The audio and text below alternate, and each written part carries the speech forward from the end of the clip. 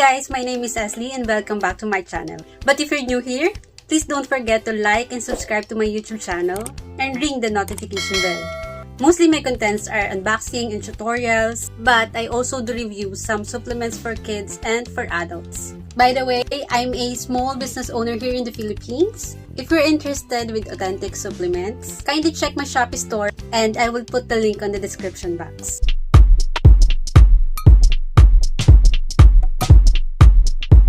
If you watched my previous video before, I have already unboxed and set up the Xiaomi 360 CCTV Security Camera.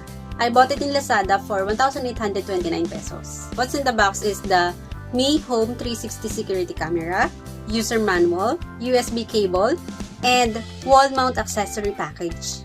By the way, the seller did not provide the adapter, so make sure you have one if you are planning to buy the CCTV. What we're gonna do today is review the CCTV, but let's first dive into its features. Upgraded 3 million pixels for an event clear display. So this is the 1080p and this is a 1296p.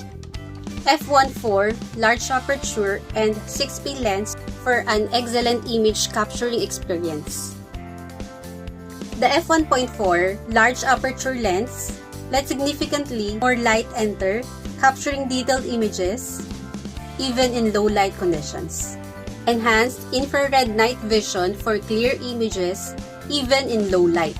The infrared light, with no visible red glow, leaves you and your family to sleep undisturbed. Features a high sensitivity image sensor and displays color video in low light. Dual microphone noise reduction for clear two-way voice calling.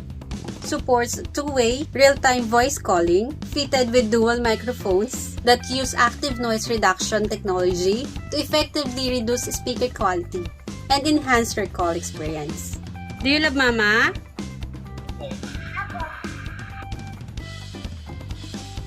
360-degree pan, tilt, zoom panorama for all-around monitoring with no blind spots.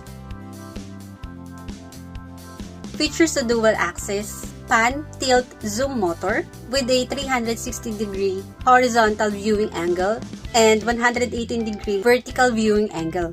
Mi Home app control and panorama imaging so you can see everything. One key physical shield for personal privacy protection. Dual band Wi-Fi connection with no lag. Supports dual band Wi-Fi connections, reduces signal interference, improves transmission speed, and provides a more stable connection with no lag. Are you playing? Supports standard and inverted mounting with 180-degree screen rotation. Includes screw-in base accessories for easy installation for inverted mounting. Rotate the screen in camera settings to display the picture normally. 3 storage methods for increased security. Supports 3 storage methods, a local microSD card, NAS devices, and the cloud. So you can back up your data with peace of mind. I have been using this camera for about 3 months now, and it really helps me, especially with my baby. It serves as my monitor every time I'm working. By the way, my baby is only 20 months old. I can track her using this device. They also have these features where you can track if your baby is crying. Just go to your Mi Home app, click the 3 dots on the upper right, choose AI settings, and turn it on.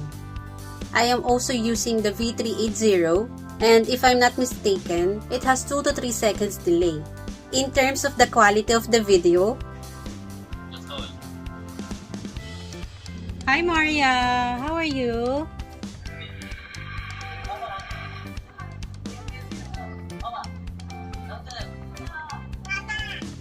Say hi Mama.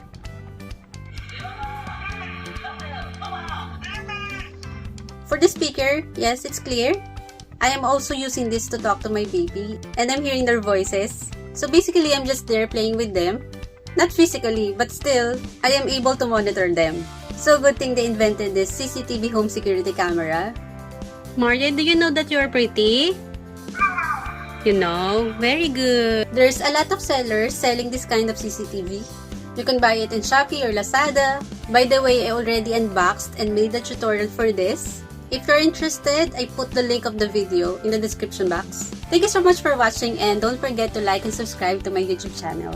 And for all those of you who already watched and subscribed to my YouTube channel, thank you so much because I am already monetized. Have a good one and see you in my next video.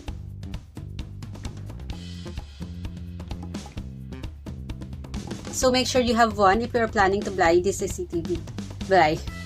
When you don't want camera.